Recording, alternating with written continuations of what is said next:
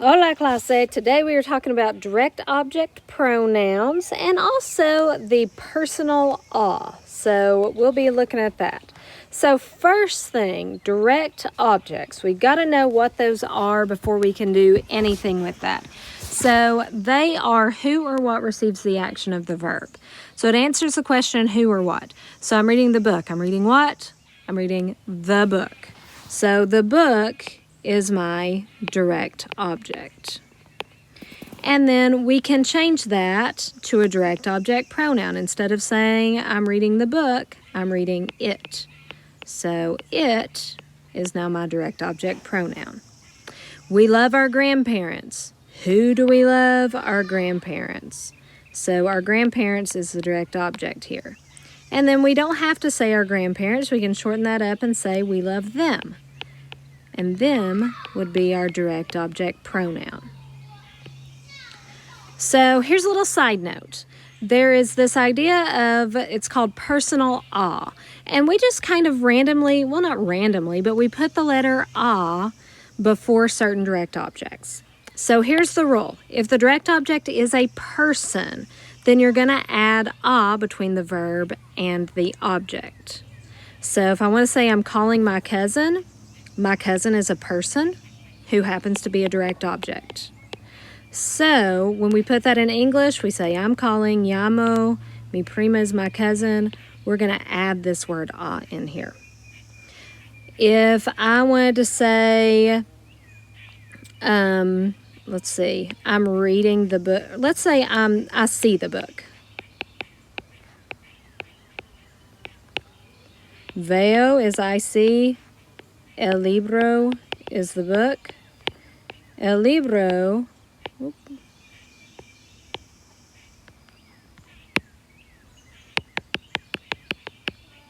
well, my pen stopped working. There we go. Maybe.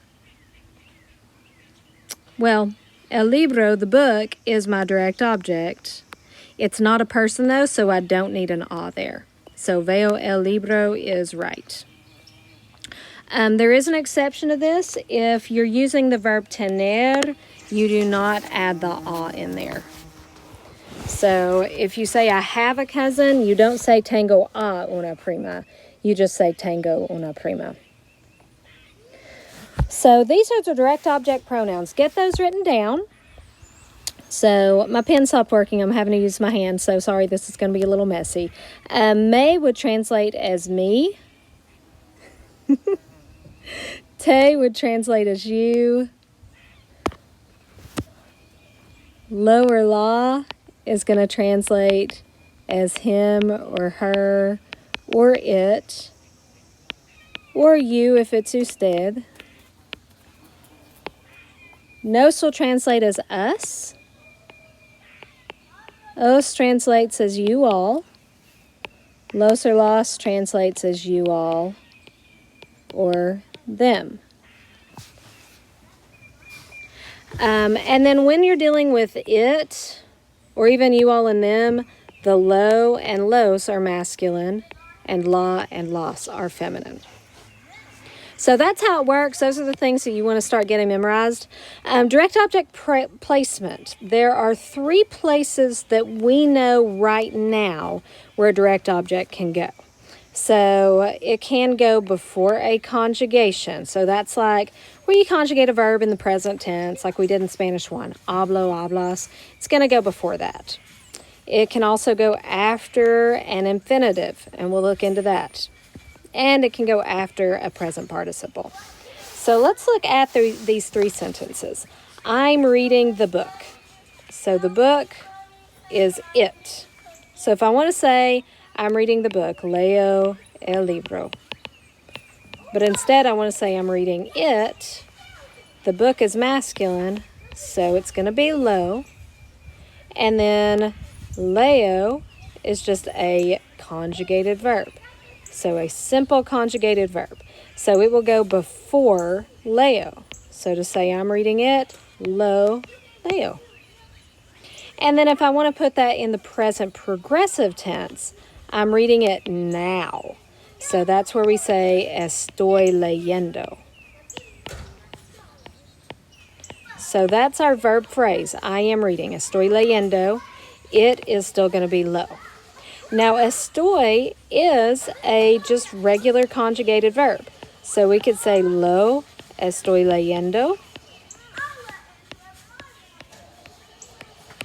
Or we can put it after and attached to a present participle.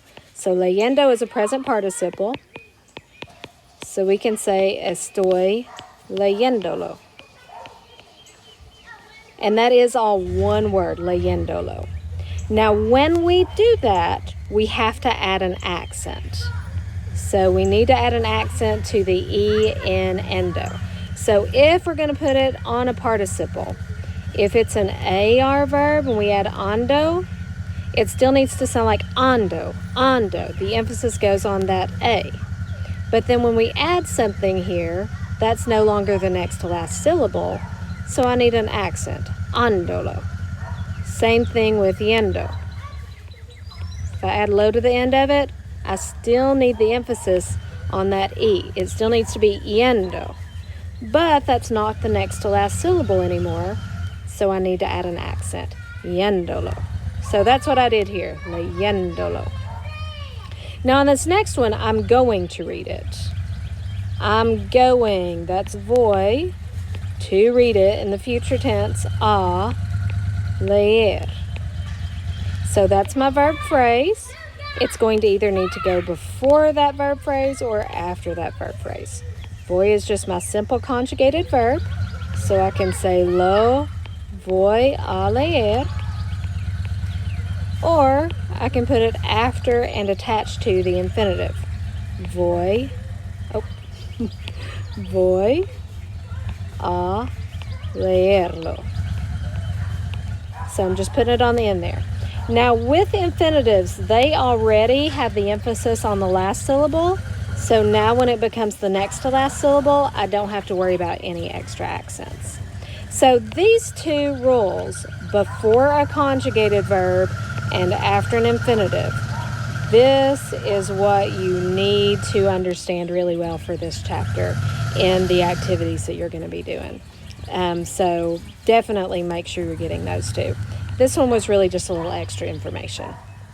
All right, now chapter 14. If you're in chapter 13 still, you really don't have to have this information just yet.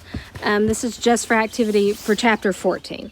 So I'm going to be posting this video again when you get to chapter 14 and just telling you to maybe skip to this part or maybe watch the whole thing to review. But when it comes to direct object pronouns and commands, we said that it can go before a conjugated verb, after an infinitive, or after a present participle. When it comes to commands, it goes in one of two places.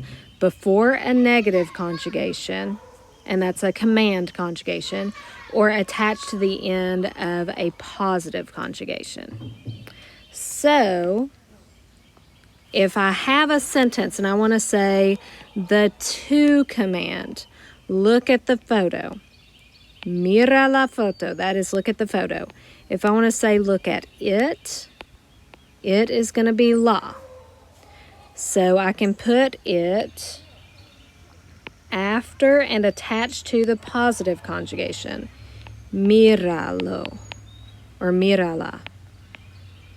When I do that, remember emphasis usually goes on the next to last syllable. If we change that by adding something to the word, we're going to need an accent. So I am going to put an accent on what used to be the next to last syllable. So mírala. And then if I want to say don't look at it, no mires is don't look. It's going to go before the negative conjugation here. So the negative conjugation is mires. So we'll say no la mires.